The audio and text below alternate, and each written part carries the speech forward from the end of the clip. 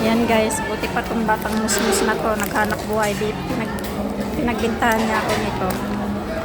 Pinili ko na yung paninda niya, tapos binigyan ko pa ng pagkain, nakakaawa eh. Ilang taon ka na, boy? 10 years old ka pa lang? Wala ka ng magulang? Ha? Nangangalakal lang? Pero nag-aaral ka pa? O, diba?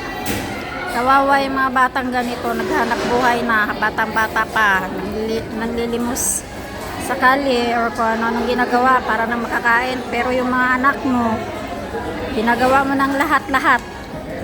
Parang wala pa sa kanila, parang kulang pa. Ikaw pa yung parang sa kabila ng pagsisikap mo na para makakain sila ng tamang oras, nang hindi nagugutuman, mabigyan sila ng gandang tulugan, mabigyan sila ng kung anong gusto nilang kailangan.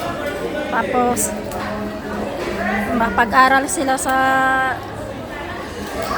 yung tipo na ginawa mo ng lahat para makapagtapos sila sa pangarap nila. Tapos ang igaganti sa'yo, parang utang na loob mo pa sa kanila yung ginawa mo ng lahat para lang gumanda ang buhay nila balang araw.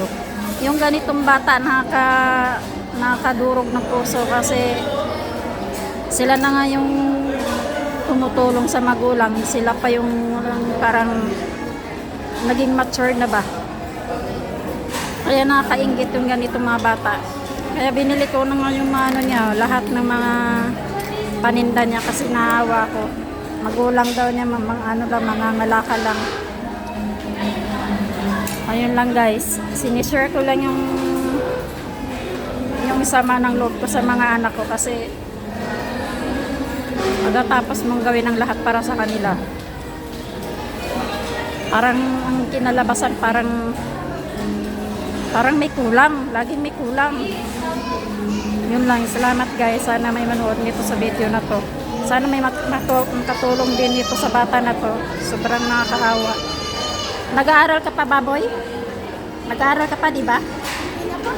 Hindi na? Hindi ka nakapag-grade 1? Naka-grade 3 ako. Grade 3 lang. Di ba? Nakakaawa yung ganitong mga bata. Musmus pa lang, pero parang matured na. Yun lang guys, salamat. Dagdagan ko na ng 50 yan, di ba? 50 to, di ba? 50 to. 50 ang isa. Ayan, may pamasahe ka na.